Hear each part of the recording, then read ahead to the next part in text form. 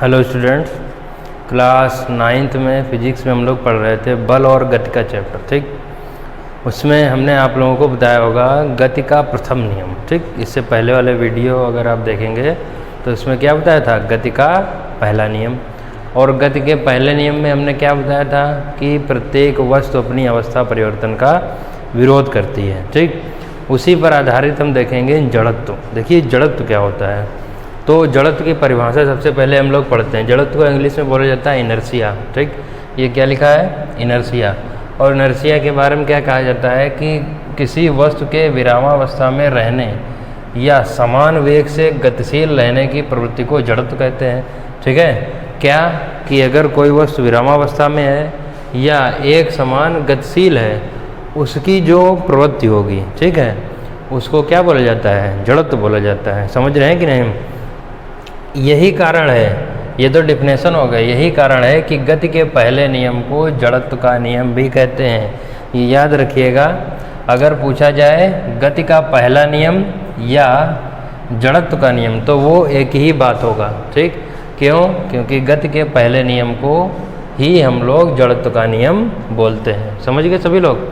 तो ये जड़त्व की परिभाषा हो गई क्या, कि प्रत्येक वस्तु जो है विरामावस्था में रहने या समान वेग से गतिशील रहने की जो प्रवृत्ति होती है वो जड़त्व कहलाती है, उसको जड़त्व कहते हैं। ठीक, दूसरी चीज़, कुछ पॉइंट क्या है। सबसे पहला तो पॉइंट यही हो गया कि पहले नियम को, गति के पहले नियम को जड़त्व का नियम कहते हैं। ठीक, दूसरा पॉइंट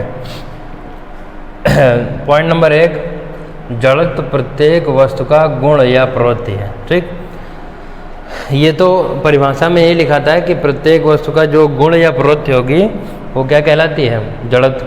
ठीक, दूसरा पॉइंट, जड़त्व को वस्तु के द्रव्यमान से मापा जाता है। किससे मापा जाता है, द्रव्यमान से। किसको, जड़त्व को। जड़त्व को वस्तु के किससे मापा जाता है, द्रव्यमान से।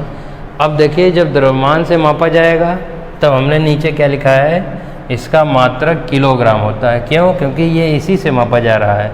ठीक, तो चूँकि द्रव्यमान का मात्रक क्या होता है, किलोग्राम, अतः जड़त्व का मात्रक भी क्या हो जाएगा, किलोग्राम। ठीक, अगला पॉइंट है, भारी वस्तु का जड़त्व किसी हल्के वस्तु से अधिक होता है। ठीक, जो भारी वस्तु होगी और एक भारी वस्तु है और एक हल्की वस्तु है, तो इसमें क्या लिखा गया है कि भारी वस्तु का जड़त्व हल्के वस्तु से अधिक होता है। तो अधिक किसका होता है, भारी वस्तु का। ठीक है, जो जितना भारी होगा, ठीक, उसका जड़त्व जो है उतना ही ज़्यादा होगा। समझ रहे हैं कि नहीं सभी लोग।